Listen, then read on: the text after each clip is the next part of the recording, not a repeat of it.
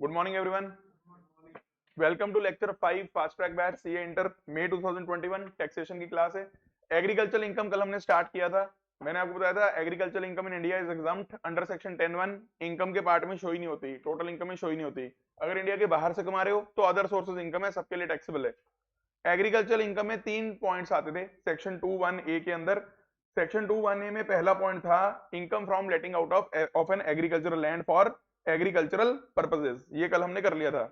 दूसरा पॉइंट इसके अंदर है इनकम फ्रॉम एग्रीकल्चरल ऑपरेशन, जिसमें मैंने कहा था बेसिक एंड सब्सिक्वेंट ऑपरेशंस का कॉम्बिनेशन होना चाहिए। बेसिक के अंदर प्लॉइंग ऑफ फील्ड और सब्सिक्वेंट के अंदर वाटरिंग द प्लांट्स और saving them from insecticide insects and all. ठीक है, एक्सप्लेनेशन कल मैंने कवर कर दी थी। कंपनसेशन वाला पॉइंट हो गया था, लीज रेंट वाला हो गया था। कुछ चीजों को एग्रीकल्चरल इनकम नहीं माना गया, इसका पहला पॉइंट हो गया। दूसरा हो गया, तीसरा हमारा पॉइंट था अगर इंप्लॉई कोई एग्रीकल्चर यूनिवर्सिटी में एम्प्लॉयड है तो उससे जो उसे सैलरी मिलेगी वो उसकी कोई एग्रीकल्चरल इनकम थोड़ी ना है, वो सैलरी इनकम है। अगर आप dairy farming, poultry farming, fisheries, animal husbandry इससे कोई भी इनकम कमाते हो तो ये आपकी एग्रीकल्चरल इनकम नहीं कहलाएगी। हालांकि जीएसटी लॉ जब आप पढ़ते हो वहां घोड़ों को छोड़ के जितने भी और जानवर हैं उनको भी एग्रीकल्चर के मीनिंग में लिया हुआ है, लेकिन इनकम टैक्स वाले एग्रीकल्चर के मीनिंग में सिर्फ क्या लेते हैं, प्लांट्स वगैरह, एनिमल्स इसमें कवर नहीं करते। अगर आपके पास सरप्लस वाटर है और वो दूसरे एग्रीकल्चरिस्ट को आप सप्लाई करते हो और बदले में आप पैसे लेते हो, ये भी आपकी एग्रीकल्चरल इनकम नहीं है, क्योंकि this is not letting out of agricultural land. ये तो आपने वाटर आगे सप्लाई करा है, तो ये भी आपकी एग्रीकल्चरल इनकम नहीं है। लाइफ स्टॉक, सेरिकल्चर, सिल्क वगैरह के लिए जो आप करते हो, ये सारी चीजें भी आपकी एग्रीकल्चर में नहीं आती। और अगर कोई गोडाउन है आपके पास या अगर कोई लैंड है आपके पास जिसे आप एग्रीकल्चर प्रोड्यूस को स्टोर करने के लिए लेट आउट कर रहे हो, तो गोडाउन से जो रेंटल इनकम आपके पास आ रही है, गोडाउन से जो इनकम आ रही है, that is also not your agricultural income. हालांकि इसमें मैं एक बात बोलता हूं, अदर देन फार्म बिल्डिंग की जो इनकम होती है, फार्म बिल्डिंग की डेफिनेशन हम नीचे पढ़ेंगे, वो हमारी एग्रीकल्चरल इनकम कहलाती है। पर नॉर्मली अगर कोई गोडाउन है, कोई वेयर हाउस है जहां एग्रीकल्चरल क्रॉप्स वगैरह स्टोर की जा रही हैं और उसके बदले में चार्जेस लिए जा रहे हैं, those charges are not agricultural income.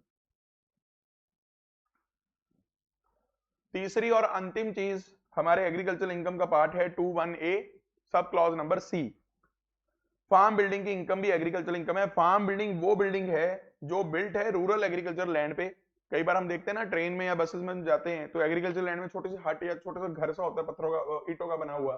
तो उसके अंदर क्या होता है, या तो एग्रीकल्चरल क्रॉप्स वगैरह स्टोर्ड होती हैं या उसके अंदर एग्रीकल्चरल इंप्लीमेंट्स जो मशीन्स वगैरह यूज होने होते हैं वो वहां पे पड़े होते हैं। या कई बार तो वहां पे किसान भाई खुद सो रहा होता है रात को खेतों की रखवाली करने के लिए। तो storing agricultural produce, agricultural machines और as a dwelling unit by a farmer, तो ये फार्म बिल्डिंग है। अब यहाँ पे वर्ड यूज होता है ना रूरल एग्रीकल्चरल लैंड। कल भी मैंने आपको बताया था कि रूरल एग्रीकल्चरल लैंड के ट्रांसफर होने पे कोई कैपिटल गेन नहीं निकलता। आज हम कह रहे हैं रूरल एग्रीकल्चर लैंड पे जो बिल्डिंग बनी हुई है वो फार्म बिल्डिंग है। उस फार्म बिल्डिंग को अगर कोई लेट आउट भी कर देता है और बदले में रेंटल इनकम कमा लेता है, उस फार्म बिल्डिंग की रेंटल इनकम क्या मानी जाती है, एग्रीकल्चरल इनकम। तो रूरल एग्रीकल्चर लैंड का मीनिंग यहाँ पे हमने बता रखा है। रूरल एग्रीकल्चर लैंड वो लैंड है जो एक ऐसे एरिया में सिचुएटेड है जहां उस म्युनिसिपैलिटी की पॉपुलेशन ही 10,000 से कम है। ये 10,000 के आगे रुपीज मत लगा देना, पॉपुलेशन है 10,000 से कम। और 10,000 तो आपको पता है बहुत कम होती है। अगर कोई एक शहर है अच्छा खासा, उसकी अगर लोकेलिटी भी होती है ना, कोई छोटा मोटा एरिया होता है, जैसे हमारे यहाँ पे पटियाला में मॉल टाउन है, तो उससे ज्यादा तो यहाँ की आबादी होगी, मतलब 10,000 से ज्यादा तो या उतने के आसपास। क्योंकि 10,000 की पॉपुलेशन तो बिल्कुल गांव वगैरह, अगर उससे भी छोटा एरिया में आपका लैंड सिचुएटेड है तो कौन सा हो गया, रूरल। और अगर बड़ी पॉपुलेशन आपके आसपास है भी है तो आप लैंड को थोड़ा उस पॉपुलेशन से दूर करते रहो।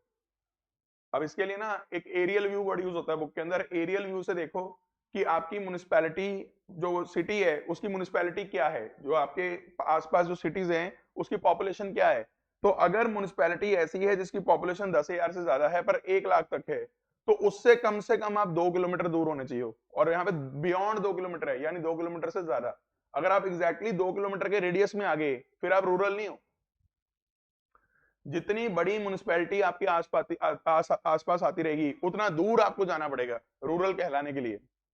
अगर म्युनिसिपैलिटी की पॉपुलेशन 1 लाख से 10 लाख के बीच में है तो आप 6 किलोमीटर के आसपास मत हो जाना, इसके 6 किलोमीटर से दूर हो जाओ। और अगर 10 लाख से ऊपर वाली पॉपुलेशन है, जितने भी बड़े शहर हैं, मुंबई, दिल्ली, ये सारों में 10 लाख से ऊपर वाला पॉइंट लगेगा। हमारा पटियाला या जो टीयर 2 टीयर 3 सिटीज हैं वो 1 लाख से लेके 10 लाख के बीच में आ जाते हैं। और छोटे बिल्कुल ही 10,000 से 1 लाख, और उससे भी छोटे तो गांव हो गए, 10,000 से भी कम, वो तो है ही रूरल। और अगर आप 10 लाख से ऊपर वाले म्यूनिसिपैलिटी के आसपास हो तो कम से कम कितनी दूर होने चाहिए, 8 किलोमीटर से भी ज्यादा दूर, तब जाके आपको क्या कहा जाएगा, रूरल एग्रीकल्चरल लैंड। तो ऐसे लैंड पे जो बिल्डिंग बनी हुई है उसे हम लोग क्या बोल रहे हैं, फार्म बिल्डिंग, और उसकी इनकम क्या मानी जाएगी, एग्रीकल्चरल इनकम। ये पॉइंट है, तो आप इसको एक बार पढ़ लेना, आपको समझ में आ जाएगा। एग्रीकल्चरल इनकम का मीनिंग तो समझ में आ गया। अब अगला टॉपिक हमारे नोट्स के अंदर है, टैक्स ट्रीटमेंट क्या होगा एग्रीकल्चरल इनकम का। देखो, अगर तो एग्रीकल्चरल इनकम आउटसाइड इंडिया वाली है, उसका टैक्स ट्रीटमेंट तो सिंपल है, अदर सोर्सेज इनकम, उसे तो नॉर्मल रेट पे टैक्सेबल कर देते हैं। लेकिन अगर एग्रीकल्चरल इनकम इन इंडिया आ गई, एक तो उसे इनकम में दिखाना नहीं, लेकिन जब टैक्स लायबिलिटी निकालनी है ना असेसी की, असेसी कौन, यहां मेनली मैं असेसी की बात कर रहा हूं, इंडिविजुअल एंड एचयूएफ, इन दो लोगों के केस में, इन दो पर्संस के केस में एग्रीकल्चरल इनकम को इनडायरेक्टली टैक्स किया जाता है by way of partial integration. अब सवाल उठता है, क्या सभी इंडिविजुअल और सभी एचयूएफ की पार्शियल इंटीग्रेशन होगी? The answer is no. अगर दो कंडीशंस पूरी होंगी, only in that case partial integration का कंसेप्ट एप्लीकेबल है। उसमें से पहली कंडीशन क्या है, जो नॉर्मल इनकम है वो एग्जम्पशन लिमिट से क्रॉस कर रही है। नॉर्मल इनकम में क्या आएगा, salary, house property, PGBP, capital gain भी आ सकता है अगर शॉर्ट टर्म नेचर का है, वो भी जो 111 एमए का भरना हो रहा हो, सिंपल वाला, ठीक है। तो जितनी भी नॉर्मल इनकम है, अगर वो एग्जम्पशन लिमिट से क्रॉस कर गई, पहली कंडीशन पूरी होगी पार्शियल इंटीग्रेशन की। एंड आपकी जो नेट एग्रीकल्चरल इनकम है, नेट का मतलब क्या हुआ, यहाँ पे जितना भी एग्रीकल्चरल रिसीट होगा आपका, उसमें से खर्चे माइनस करके नेट एग्रीकल्चरल इनकम अगर केवल 5,000 रुपए से बढ़ गई आपके प्रीवियस ईयर के अंदर, तो पार्शियल इंटीग्रेशन एप्लीकेबल होगी। मैंने इसका ना आपको लॉजिक ये दिया था इन दो कंडीशंस का, कि अगर आप प्योर किसान हो, प्योर किसान, अगर आपकी नेट एग्रीकल्चरल इनकम 5 लाख भी आ गई मान लो, दूसरी कंडीशन पूरी होगी, लेकिन आपकी नॉर्मल इनकम तो कुछ होगी नहीं, तो कोई पार्शियल इंटीग्रेशन नहीं है। प्योर कुछ किसान की तो एग्रीकल्चरल इनकम एग्जम्प्ट है। अच्छा, अगर आप प्योर व्यापारी हो या प्योर बिजनेसमैन हो, तो आपकी नेट एग्रीकल्चरल इनकम 5,000 से शायद नीचे होगी, तो भी कोई दिक्कत नहीं है। छोटा मोटा कोई एग्रीकल्चर से आपको इनकम होगी, कोई प्रॉब्लम नहीं है। एक्ट को प्रॉब्लम किन से है, जो नॉर्मल काम भी कर रहे हैं और साथ में एग्रीकल्चर से भी अच्छा कमा रहे हैं। तो नॉर्मल तो वो आम किसान तो हुए नहीं, प्योर किसान तो हुए नहीं, उनसे इनडायरेक्ट वे में टैक्सिंग की जा रही है। क्योंकि एक तो आपकी सैलरी, हाउस प्रॉपर्टी, ये मिला के 2.5 लाख से क्रॉस कर गई, प्लस आपकी एग्रीकल्चर इनकम भी अच्छी खासी है। अच्छी खासी मतलब 5,000 से ऊपर है। अब ये 5,000 पुराना पॉइंट लिखा हुआ है तो अच्छी खासी लग नहीं रही, पर जिस टाइम पे लिखा था तब अच्छा खासा था। अब 5,000 से ऊपर में तो 5 लाख वाले भी आगे, 50 लाख वाले भी आगे। यस और नो? अब एक मन में सवाल और उठता है कि सर पार्शियल इंटीग्रेशन होती कैसे है? तो उसका आंसर पहले मैं आपको देता हूं नीचे। Partial integration is done in the following manner. अब फॉलोइंग मैनर को समझाने के लिए मैं आपको पहले एक एग्जांपल लेता हूं, एक बार ओरली समझिएगा। कॉपी में वैसे हमने बहुत सारे करे हुए हैं। सपोज करिए एक व्यक्ति है मिस्टर एक्स, उनकी सैलरी इनकम मान लेते हैं 7 लाख की है, कंप्यूटेड इनकम है 7 लाख, और इनकी एग्रीकल्चरल इनकम है सपोज 3 लाख या 4 लाख कर लेते हैं, 4 लाख की एग्रीकल्चरल इनकम है। बताओ इनकी टोटल इनकम कितनी हुई? 7 लाख ही हुई। गड़बड़ ना कर देना, एग्रीकल्चरल इनकम टोटल इनकम का पार्ट कभी नहीं बनेगा। एग्रीकल्चरल इनकम एग्जाम्प्ट है हमेशा, पर टैक्स लायबिलिटी निकालते हुए हम वो दो शर्तें चेक करेंगे, क्या दोनों शर्तें पूरी हो रही हैं? The answer is yes. Normal income exemption limit से ऊपर है और नेट एग्रीकल्चर इनकम 5,000 से ऊपर है, तो ऐसे केस में पार्शियल इंटीग्रेशन करनी पड़ेगी, इंडिविजुअल असेसी है। तो कुछ स्टेप लगाते थे हम। स्टेप 1 आपके लेफ्ट साइड पे लिखा हुआ है, कैलकुलेट इनकम टैक्स, सेस और रिबेट छोड़ के agriculture income plus non agriculture income, यानी कितने पे टैक्स निकालोगे स्टेप 1 में? बोलो 11 लाख पे टैक्स निकलेगा। 11 लाख पे टैक्स निकलेगा। कैसे निकलता था? 2.5 लाख तक मिल, 2.5 से 5 5%, 12,500, फिर 10 लाख तक 1 लाख, 1,12,500, और बाकी रह गया 1 लाख, 30%, तो 1,42,500, यही आई फिगर। अभी रिबेट और सेस कुछ नहीं, रिबेट तो वैसे भी नहीं मिलनी, ठीक है। स्टेप 2,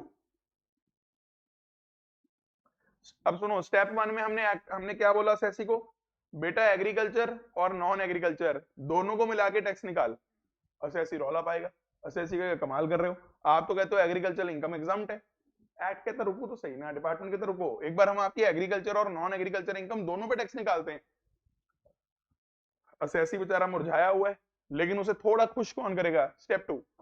स्टेप 2 क्या बोलता है, एक काम करो, इनकम टैक्स निकालो। किस पे, एग्रीकल्चर इनकम पे निकाल दो। पर अब एग्रीकल्चर इनकम पे टैक्स जब निकालोगे ना, सुनना ध्यान से, एग्रीकल्चर इनकम तो उसकी सिर्फ 4 लाख की है, 2.5 लाख तो वैसे ही निल हो जाएगा। अब सुनना, मतलब डिपार्टमेंट का यहाँ पे सोच के है, पहले हम आपका टैक्स निकालेंगे एग्रीकल्चर और नॉन एग्रीकल्चर दोनों पे, फिर हम आपका टैक्स निकालेंगे सिर्फ एग्रीकल्चर पे, और फिर हम आपका स्टेप 3 में क्या करेंगे, 1 - 2। स्टेप 1 - 2, बताओ स्टेप 1 क्या था, एग्रीकल्चर एंड नॉन एग्रीकल्चर दोनों पे टैक्स। स्टेप 2 क्या है, सिर्फ एग्रीकल्चर इनकम पे टैक्स। तो बताओ इन दोनों को अगर माइनस करके आपके पास जो आंसर आएगा वो होगा tax on non agricultural income, यानी सैलरी इनकम। अब बस ऐसे ही सोच रहा है, पहले लगाया दोनों पे, फिर लगाया एग्रीकल्चर पे, फिर माइनस कर दिया, बचा तो गला नॉन एग्रीकल्चर पे, बात तो सही है, लेकिन आंसर में फर्क आता है। अगर आप सीधा सैलरी इनकम पे टैक्स लगाते तो आंसर अलग आएगा, लेकिन अगर आप ऐसे घुमा के आंसर करोगे तो इनडायरेक्ट वे में एग्रीकल्चर इनकम की पार्शियल इंटीग्रेशन होगी है। अब स्टेप 2 में असेसी को थोड़ा खुश करने के लिए क्या बोला कि चलो ठीक है, आपके एग्रीकल्चर इनकम पे जब हमने टैक्स निकालना है तो सीधा एग्रीकल्चर इनकम पे नहीं निकालेंगे, इसमें एग्जम्पशन लिमिट भी जोड़ लेंगे, क्योंकि स्टेप 1 में आपको एग्जम्पशन लिमिट तो आपकी ऊपर जा चुकी है, तो स्टेप 2 निकालते हुए हम आपको किसका बेनिफिट देंगे, एग्जम्पशन लिमिट। देखो नॉर्मली तो ऐसे ही बोलता है कम पे टैक्स निकालो, कम पे टैक्स निकालो, लेकिन यहां ज्यादा पे टैक्स निकलने पे उसका फायदा है, क्योंकि स्टेप 2 माइनस होना है स्टेप 1 में से। पर लॉजिक है उसका कि सिर्फ एग्रीकल्चर पे निकालोगे तो बहुत ही ज्यादा नाजायज हो जाएगा सेसी के साथ। तो अब बताओ 2.5 लाख प्लस 4 लाख, 6.5 लाख पे टैक्स निकलेगा, 2.5 लाख तक शून्य, 2.5 से लेके 5 लाख तक 12,500, बाकी रह गया 1 लाख, 1 लाख के ऊपर 20%, 20,000 प्लस 12,500, ये आ गया 32,500। तो इस हिसाब से जो स्टेप 3 का आपका आंसर आया वो आया 1,11,500, नहीं, एक माइनस करना है ना,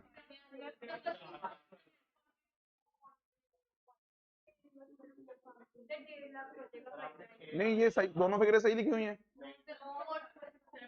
स्टेप 2 की फिगर क्या है, अच्छा 42,500 है, ठीक है, तो ये आ गया 1 लाख, पूरा पूरा 1 लाख आ गया, सही।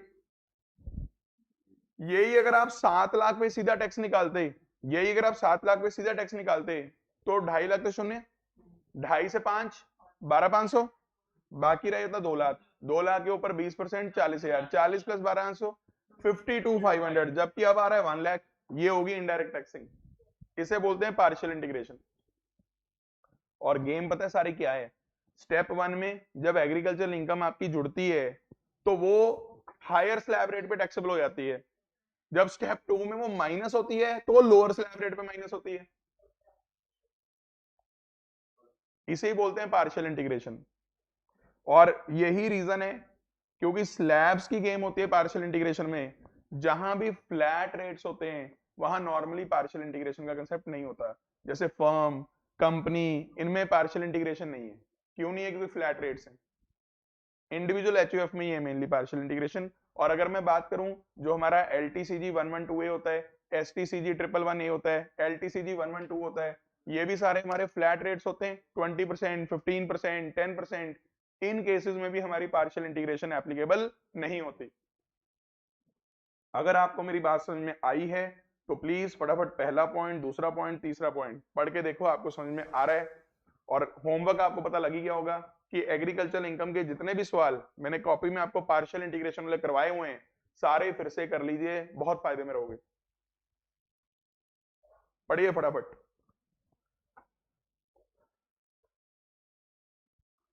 ये जो 1 लाख का आंसर आएगा ना, ये आपका पता क्या है, tax before rebate and cess. इसमें से रिबेट लेस हो जाएगी अगर होनी होगी, और मैंने कॉपी में इसको पता कैसे करवाया हुआ है, अगर नॉर्मल इनकम्स भी आ जाए क्वेश्चन में, स्पेशल इनकम्स भी आ जाए क्वेश्चन में, तो फॉर्मेट बनाया हुआ हमने पहले फॉर्मेट में क्या लिखा है, tax on normal income with the effect of partial integration, क्योंकि नॉर्मल इनकम की पार्शियल इंटीग्रेशन होनी होती है, इसका हम लोग वर्किंग नोट बना लेते हैं, वहां से सारा आंसर निकाल के tax on normal income with partial integration, फिर tax on special incomes, LTCG, STCG, casual income, वो सारा, और फिर आता है tax before rebate and cess, normal और स्पेशल इनकम्स का टैक्स मिला के, फिर माइनस होती है उसमें से रिबेट, और प्लस होता है health and education cess. Copy में प्रॉपर फॉर्मेट्स आपने बना रखे।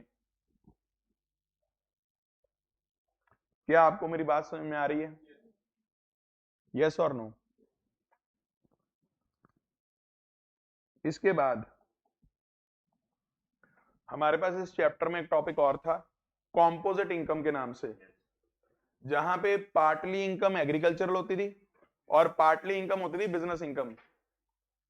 हमने कुछ ऐसे एग्जांपल किए थे कि अगर हम एक ऐसी दो काम इकट्ठे कर रहे हैं, खेती बाड़ी भी कर रहे हैं और हमारी फैक्ट्री भी है, जैसे मैंने आपको एग्जांपल दिया था कि अगर पहले मैं शुगर केन ग्रो करता हूं और फिर उस शुगर केन को बिना बेचे अपनी ही फैक्ट्री में ट्रांसफर करके उस शुगर से मैं शुगर मैन्युफैक्चर करता हूं और फिर शुगर बेचता हूं और उस शुगर को बेच के मुझे प्रॉफिट होता है, तो बताइए जो शुगर बेचने में प्रॉफिट होगा, क्या ये बिजनेस इनकम होगी या क्या ये एग्रीकल्चर इनकम होगी? असेसी क्या बोलेगा कि भाई मैंने तो गन्ने उगाए थे, वहां से शुगर बनी है, तो इसे एग्रीकल्चर इनकम मानो। डिपार्टमेंट क्या कहेगा, भाई गन्ने उगाना तो ठीक है, माना एग्रीकल्चर है, लेकिन ये शुगर बना के उसे तैयार करके बेचना, ये कहेगा एग्रीकल्चर, यानी इसमें रौला पड़ेगा। इस शोर शराबे से दूर लेके जाएंगे आपको रूल्स इनकम टैक्स के। तो रूल नंबर 7 बना रखा था कि अगर ऐसा केस होगा कि आप ग्रोइंग और मैन्युफैक्चरिंग कर रहे हो, इकट्ठी कर रहे हो, ग्रोइंग एंड मैन्युफैक्चरिंग, किसकी? किसी भी प्रोडक्ट की अदर देन रबड़, कॉफी और टी, क्योंकि रबड़, कॉफी और टी पे बने हुए थे specific rules, rule 7A, rule 7B और रूल 8, ये स्पेसिफिक रूल थे, और जो रबड़, कॉफी और टी में कवर नहीं होता था वो कवर होता था रूल 7 में। तो अगर मैं आपको इसका एग्जांपल, रूल 7 का एग्जांपल हमने ना ऐसा लिया था, मैं आपको एक बार डिस्कस करता हूं। मान लीजिए यहां आप करते हो ग्रोइंग ऑफ शुगर केन, यहां आपकी फैक्ट्री है और यहां से आप करते हो सेल ऑफ शुगर। मान लेते हैं जो सेल ऑफ शुगर आपने पूरी साल में करी, वो उससे आपको 20 लाख रुपीस मिले, शुगर तैयार करके जो आपने बेची। फैक्ट्री में आपने क्या ट्रांसफर किया? अपना शुगर केन। तो यहां पे कॉस्ट ऑफ ग्रोइंग है, भाई शुगर केन को ग्रो करने में कॉस्ट आई, मान लेते हैं 3 लाख रुपीस। यस और नो? यहां शुगर को मैन्युफैक्चर करने में कॉस्ट आई, वो आई सपोज करते हैं 5 लाख रुपए। क्वेश्चन समझ में आ रहा है? अब एक आंसर तो ये हो सकता है, सर देखो 20 लाख में हमने टोटल सेल करी है शुगर की, तो 20 में से मेरा 5 लाख का तो सीधा शुगर बनाने का खर्चा है, ये माइनस करो, और 3 लाख रुपीस मेरी ग्रोइंग की कॉस्ट ऑफ ग्रोइंग है शुगर केन, वो माइनस करो, क्योंकि ये दोनों तो मेरे खर्चे हैं ना, ये 3 लाख भी मेरा खर्चा हुआ है, ये भी खर्चा है। सिंपल कंसेप्ट क्या होता है कि अपने रेवेन्यू में से खर्चे लेस कर दो, आपकी इनकम आ जाती है। अब इनकम तो मैं निकाल दूं कि 20 में से 8 लाख माइनस करो, 12 लाख की इनकम आ गई, पर प्रॉब्लम ये है इस 12 लाख को मैं बिजनेस इनकम बोलूं या इस 12 लाख को एग्रीकल्चर इनकम बोलूं? श्योर तो ये है। अच्छा, अगर तो ये दोनों अलग अलग व्यक्तियों के होते फिर तो बात प्रॉब्लम नहीं थी, फिर तो ये ग्रोइंग वाले की एग्रीकल्चर इनकम निकल जाती, फैक्ट्री वाले की बिजनेस इनकम निकल जाती, ये दोनों कर भी एक ही आदमी रहे। आपको क्वेश्चन समझ में आ रहा है? अब रूल 7 क्या बोलता है, ऐसे केसेस में हम ये मान के चलेंगे कि जो ये शुगर केन ट्रांसफर हुआ अपनी ही फैक्ट्री में, वो ट्रांसफर हुआ एवरेज मार्केट प्राइस पे। हमने शुगर केन बेचा तो है नहीं, पर हमने ट्रांसफर किया अपनी ही फैक्ट्री में, तो किस प्राइस पे ट्रांसफर किया? Average market price of sugar cane. मान लेते हैं एवरेज मार्केट प्राइस जो शुगर केन की है वो इस टाइम पे चल रही है 4 लाख रुपए इस ईयर में, जिस ईयर में आपने ट्रांसफर की है। तो हमारा लॉ कहता है, हमारा रूल कहता है 1 लाख की तो निकालो एग्रीकल्चर इनकम। अभी ध्यान रखना, मैंने अभी ये ग्रीन से जो नहीं लिखा उसके बिना मैंने क्या आंसर निकाला हुआ था 12 लाख, पर 12 लाख में प्रॉब्लम क्या रही थी, अपोर्शन नहीं हो पा रहा था। तो अभी रूल या अपोर्शन करवाएगा 12 लाख कोई, कितने को अपोर्शन करवाएगा, 12 लाख कोई करवाएगा, ध्यान रखना। 1 लाख तो क्या बना दी, एग्रीकल्चर इनकम। इतना क्लियर है। अब एक बात सोचो, 20 लाख में से अगर मैं यहां पे माइनस कर दूं 20 लाख में से 5 लाख तो ये आंसर 15 लाख हो गया। पर इसमें गड़बड़ क्या हो रही है, गड़बड़ ये हो रही है कि सर अगर आपने ये माना है कि शुगर केन ग्रो करने करके हमने अपनी फैक्ट्री को ट्रांसफर किया है मार्केट प्राइस पे और वहां पे इनकम निकाली है, तो इस मार्केट प्राइस को यहां डेबिट भी तो करो भाई। ये मार्केट प्राइस यहां पे आके डेबिट भी तो होगी फैक्ट्री के अंदर, क्योंकि ये कॉस्ट ऑफ रॉ मटेरियल होगी। तो उस हिसाब से ये आंसर कितना आ गया, 20 में से 9 गया, ये आ गया 11 लाख। 12 लाख का पोर्शन हो गया, 1 लाख की एग्रीकल्चर इनकम आ गई और 11 लाख की business income. This is the concept rule 7 का। और ये कंसेप्ट हर जगह चलेगा जहां भी रबड़, कॉफी और टी का केस नहीं है। क्या आपको मेरी बात समझ में आ रही है? अगर इसी सवाल को मैं रबड़, कॉफी और टी का बनाना चाहूं तो ध्यान से सुनना, यहां हो जाएगा, मैं एक काम करता हूं किसी और पेन से लिखता हूं, रेड पेन से। यहां हो जाएगा ग्रोइंग ऑफ रबड़, यहां हो जाएगी सेल ऑफ, मतलब ग्रोइंग ऑफ रबड़ प्लांट, और यहां हो जाएगा सेल ऑफ रबड़। फैक्ट्री में उसकी प्रोसेसिंग होगी, मैन्युफैक्चरिंग ऑफ रबड़। इतना क्लियर है? अब यहां ना रूल 7A लगेगा। अब रूल 7A में ध्यान से सुनना, ऐसी कोई बात नहीं करी हुई कि आप ये मानो कि एवरेज मार्केट प्राइस पे हो गया है ये रबड़ प्लांट, कुछ नहीं। रबड़ प्लांट ट्रांसफर तो हुआ लेकिन कोई एवरेज मार्केट प्राइस वाला कंसेप्ट नहीं है। अच्छा, जब ये वाला कंसेप्ट हट गया तो ये वाला भी हट गया। अब क्या रह गया बताओ, 20 माइनस वही 8, 12 रह गया। 12 लाख को ये सीधा पोर्शन करवा देता है परसेंटेज वाइज। रूल 7A में, 7B में, 8 में जितने भी बाकी रूल्स हैं उनमें ये वाला कंसेप्ट नहीं है कि एवरेज मार्केट प्राइस पे आगे ट्रांसफर हुआ। उसमें क्या कंसेप्ट है, सीधा जो प्रॉफिट आ रहा है नेट करके उसको सीधा परसेंटेज अप्लाई करके उसे अपोर्शन कर दो। क्या आपको मेरी बात समझ में आ रही है? और अगर आप यहां पे अब देखोगे, मैंने यहां पे जहां रूल 7 लिखा है ये अदर देन में लिखा है, यहां एग्रीकल्चरल इनकम तो मार्केट प्राइस के हिसाब से आ जाती है कि नहीं है? वैसे स्टार मार्क किया है, और बिजनेस इनकम भी नीचे बॉक्स में ही पढ़ोगे, ये रूल 7 की एक्सप्लेनेशन है सारी जो मैंने अभी आपको समझाई है, समझ रहे हो? और अगर मैं रूल 7A, 7B और 8 में बताऊं तो वहां तो सीधा परसेंटेज है। अभी मैंने 12 लाख निकाला था जो, उसका 65% सीधा क्या है, एग्रीकल्चर इनकम। बोलो क्लियर है? परसेंटेज सिर्फ ये वाली याद कर लो, ये बाकी बैलेंस है, दोनों याद मत करना वरना कंफ्यूजन हो जाती है कौन सी वाली क्या है। ये क्या था, ग्रोइंग एंड मैन्युफैक्चरिंग ऑफ रबड़। अच्छा एक काम करना, इससे पहले मैं कुछ और पढ़ाऊं, आप पहले रूल 7 देखो। रूल 7 की एग्रीकल्चरल इनकम तो समझ में आ रही है। फिर further while calculating business income, average market price of agriculture produce shall be allowed to be debited. बोलो क्लियर है? और रिमेंबर का ये पढ़ना, रिमेंबर का पॉइंट समझ में आ रहा है 7A, 7B और 8 के लिए। अगर रबड़ टॉफी वाला केस आ गया, we shall assume there is no agriculture business and deduct all expenses relating to agriculture and non agriculture and thereafter apply the fix percentage as per rule to arrive at the agriculture income. वही लिखा हुआ है कि सारे पहले खर्चे less कर लो और फिर जो इनकम आ गई उस पर मल्टीप्लाई कर दो। और अब रेट्स आपको बस याद होने चाहिए, 7A के याद हो गए। अब रूल 7B जो था ना वो कॉफी वाला केस कवर करता था, लेकिन कॉफी में भी आगे दो केस आते थे। एक आता था growing and curing of coffee, ध्यान रखना क्योरिंग में ना रोस्टिंग, ग्राइंडिंग इस तरह के वर्ड नहीं आते। क्योरिंग में सिर्फ क्या होता है, अभी ग्रो करी कॉफी और उसको थोड़ा बहुत ड्राई कर लिया, मतलब ये ग्राइंडिंग नहीं आती उसमें, रोस्टिंग ग्राइंडिंग कॉफी की ये नहीं आती। अगर रोस्ट भी कर दिया, ग्राइंड भी कर दिया, वो तो फिर प्रॉपर मैन्युफैक्चरिंग होगी कॉफी की। और एक बात ध्यान रखना बच्चों, अगर क्वेश्चन में कल ग्रोइंग ऑफ कॉफी आया तो परसेंटेज मत लगा देना। अगर क्वेश्चन में अकेला मैन्युफैक्चरिंग ऑफ कॉफी आया या अकेला क्योरिंग ऑफ कॉफी आया, मैन्युफैक्चरिंग ऑफ कॉफी या क्योरिंग ऑफ कॉफी अगर आपकी सिर्फ एक्टिविटी है वो तो सारी बिजनेस इनकम है, और अगर आपकी एक्टिविटी सिर्फ ग्रोइंग ऑफ कॉफी है फिर वो सारी एग्रीकल्चर है। और ध्यान रखना जब मैं ग्रोइंग एंड क्योरिंग की बात करता हूं, इसमें ना क्योरिंग में अगर आप देखो रोस्टिंग नहीं हो रही, ग्राइंडिंग नहीं हो रही, तो बिजनेस पोर्शन कम है, इसलिए इसमें एग्रीकल्चर की परसेंटेज हाई है, 75% है। जबकि यही ग्रोइंग एंड मैन्युफैक्चरिंग में क्योंकि आप उसको रोस्ट भी कर रहे हो, ग्राइंड भी कर रहे हो, तो बिजनेस पोर्शन बढ़ जाता है, इसलिए एग्रीकल्चर का परसेंटेज कम हो जाता है, सिर्फ 60%।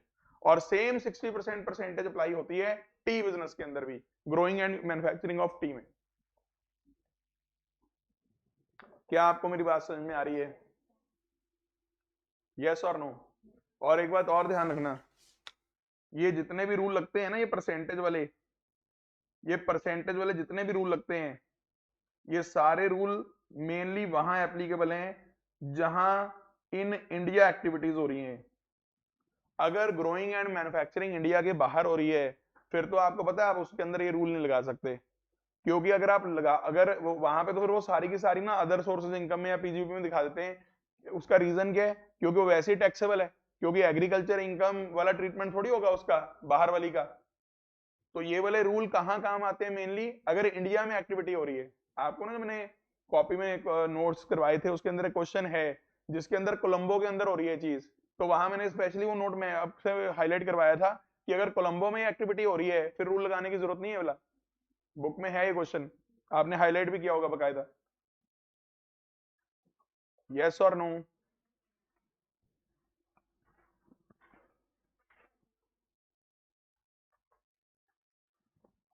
उसके बाद इस चैप्टर में ना नोटबुक में आपने कुछ टेबल्स बनाए थे स्टार्टिंग में कॉपी में, बल्कि ये मैं चैप्टर शुरू ही नोट से करता हूँ, टेबल से।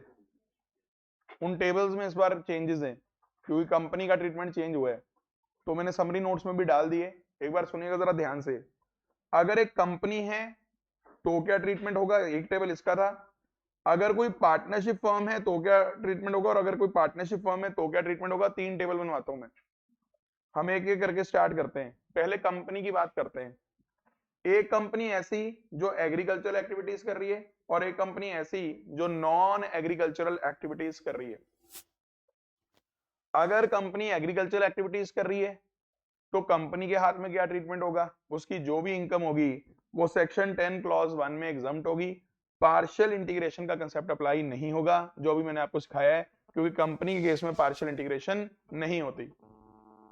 यस और नो? और शेयर होल्डर्स की अगर मैं बात करूं, अगर मैं शेयर होल्डर्स की बात करूं तो शेयर होल्डर्स की जो डिविडेंड इनकम होगी वो उनकी अदर सोर्सेज इनकम होगी। जो आपने पहले नोट्स में लिखा होगा उसमें लिखा होगा अगर डोमेस्टिक कंपनी से डिविडेंड मिल रहा है तो वो एग्जाम्प्ट है 1034 में, सब्जेक्ट टू 115 बीबीडीए, वो सब हट जाएगा। अब सीधा डिविडेंड इनकम किस हेड की इनकम है? Other sources income. उसे एग्रीकल्चरल इनकम नहीं मानना, ये चीज क्लियर करने के लिए टेबल बनवाया था। यानी dividend income for shareholders is dividend income and it is taxable as other sources. यानी शेयर होल्डर ये नहीं कह सकते हम कंपनी के मालिक हैं, कंपनी एग्रीकल्चर कर रही है तो कंपनी से हमें मिलने वाला जो डिविडेंड है वो भी एग्रीकल्चर इनकम है, ऐसा नहीं। और अगर कोई कंपनी नॉन एग्रीकल्चरल एक्टिविटीज कर रही है तो उस केस में क्या होता है सुनिए। कंपनी का तो सिंपल पता ही है आपको, टैक्स रेट उस पर 30%, 25%, या अगर फॉरेन कंपनी तो 40%। स्पेशल इनकम स्पेशल रेट्स पे सरचार्ज लग जाते हैं 7 वाला या 12 वाला या 2 वाला या 5 वाला, एज द केस में भी, इसमें तो कुछ नहीं है। अब अगर ये वाली कंपनी भी डिविडेंड डिक्लेयर करेगी, डिस्ट्रीब्यूट करेगी, वो भी नॉर्मल डिविडेंड इनकम है। और बताइए बजट 2020 में क्या अमेंडमेंट आई है डिविडेंड को लेके? डिविडेंड इनकम अब चाहे डोमेस्टिक कंपनी, मतलब डिविडेंड चाहे डोमेस्टिक कंपनी दे चाहे फॉरेन कंपनी दे, वो शेयर होल्डर के लिए टैक्सेबल है। कंपनी ने उस पर डीडीटी पे नहीं करना, शेयर होल्डर के लिए वो नॉर्मल इनकम है, अदर सोर्सेज में दिखेगी, स्लैब रेट पे टैक्सेबल है। बस जो मैंने कल आपको इनहांस्ड सरचार्ज बताया था 25% और 37% वाला, वो इनहांस सरचार्ज डिविडेंड इनकम वाले टैक्स पे नहीं लगाना। और एक उसमें स्पेशल पॉइंट है कि अगर नॉन रेजिडेंट को डिविडेंड मिल रहा है तो उसका स्पेशल रेट है 20%। नॉर्मली डिविडेंड किस रेट पे टैक्सेबल है? Slab rate. तो अकॉर्डिंगली नोटबुक में जो चेंजेस होंगी वो आप यहां से कर सकते हो, प्रिंट आउट उसके मिल जाएंगे आपको। बोलो क्लियर है? नहीं करना ना सर, डोमेस्टिक कंपनी ही तो पे करती थी डीडीटी, वो नहीं पे करना आप। डिविडेंड डिस्ट्रीब्यूशन टैक्स का कंसेप्ट ही अबॉलिश हो गया है बजट 2020 से। डीडीटी का concept is no longer applicable. इसके बाद हमारे पास यहीं पे टॉपिक था पार्टनरशिप फर्म से रिलेटेड। अब पार्टनरशिप फर्म का कंसेप्ट बड़ा अच्छा था यहाँ पे, जो हमें आगे पीजीबीपी में भी यूज होता था। जरा ध्यान से सुनिएगा, थोड़ा कंसंट्रेशन के साथ। सीडीटी और डीडीटी एक ही है सर, कॉर्पोरेट डिविडेंड टैक्स या डिविडेंड डिस्ट्रीब्यूशन टैक्स एक ही है। सीडीटी बोलो, डीडीटी बोलो, एआईटी बोलो, एडिशनल इनकम टैक्स एक ही है। अब मैं वापस फर्म पे आ रहा हूँ। फर्म का जब हम ट्रीटमेंट पढ़ते थे तो दो तरह की फर्म्स बताता था मैं, एक जो एग्रीकल्चरल एक्टिविटीज कर रही हैं और एक जो नॉन एग्रीकल्चरल कर रही हैं। पहले हम एग्रीकल्चरल एक्टिविटीज वाले की बात करते हैं। अगर पार्टनरशिप फर्म की ऐसी एक्टिविटी है जो एग्रीकल्चरल है तो उसकी इनकम क्या होगी? एग्रीकल्चरल इनकम, वो एग्जाम्प्ट हो जाएगी, पार्शियल इंटीग्रेशन है नहीं। और अगर मैं पार्टनर्स की बात करूं, पार्टनर्स की, तो ध्यान रखिएगा, पार्टनर्स को जो फर्म से प्रॉफिट का शेयर मिलता है वो वैसे ही एग्जाम्प्ट होता है। इसलिए एग्जाम्प्ट नहीं हो रहा कि वो एग्रीकल्चरल इनकम है, वो इसलिए एग्जाम्प्ट हो रहा है क्योंकि पार्टनरशिप फर्म से जो पार्टनर को शेयर मिलता है वो वैसे ही फर्म उस पर टैक्स पहले दे चुकी होती है। मैंने ना आपको एग्जांपल सिंपल अगर मैं आपको याद करवाऊं तो फर्म में पता क्या होता है, पार्टनरशिप फर्म में क्या होता है, सुनिएगा जरा ध्यान से। अगर फर्म का रेवेन्यू है सपोज 80 लाख, इसमें से एक्सपेंसेस हैं सपोज करिए, कुछ एक्सपेंसेस पार्टनर्स के लिए किए उन्होंने, जैसे पार्टनर्स को सैलरी दी, बोनस दी, कमीशन दिया, इस तरह के, और कुछ एक्सपेंसेस हैं अदर्स।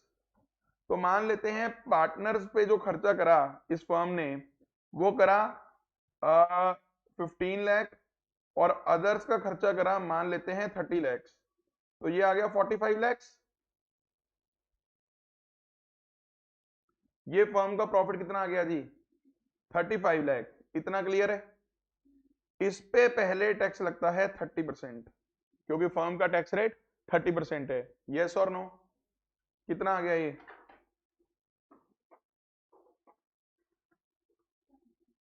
10.5, यही है।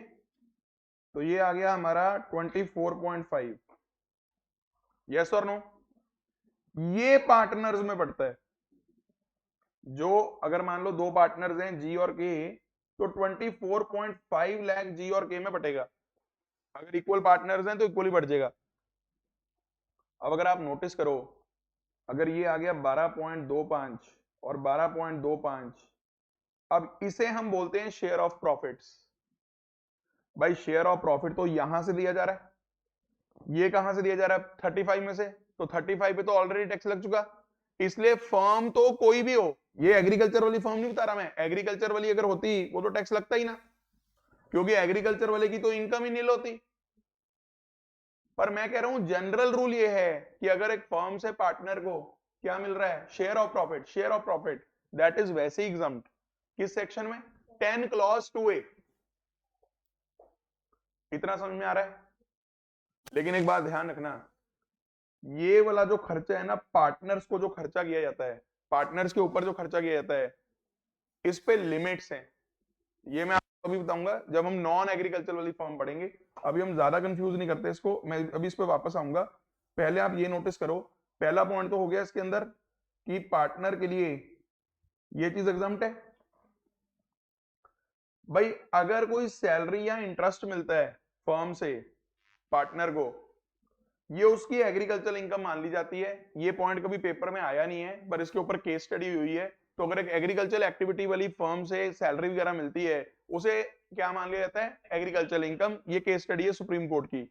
और क्योंकि यहाँ पे कुछ एग्रीकल्चरल इनकम भी आ रही है पार्टनर की, और कुछ नॉर्मल इनकम भी आ सकती है पार्टनर की, हो सकता है कुछ और इनकम्स भी हो, तो पार्शियल इंटीग्रेशन अप्लाई कर सकती है, क्योंकि इंडिविजुअल आदमी है तो बिल्कुल पार्शियल इंटीग्रेशन अप्लाई कर सकती है सब्जेक्ट टू सर्टेन कंडीशंस। अब जरा लास्ट पॉइंट में फटाफट डिस्कस कर दूं। अगर एक पार्टनरशिप हम नॉर्मल है, नॉन एग्रीकल्चर वाली, जैसे जीके इंस्टीट्यूट, कॉमर्स कोचिंग, क्या कर रहे हैं, नॉर्मल इनकम टैक्सेबल है 30%, स्पेशल इनकम टैक्सेबल है स्पेशल रेट, सरचार्ज अप्लाई हो सकता है अगर टोटल इनकम किससे बढ़ जाए 1 करोड़।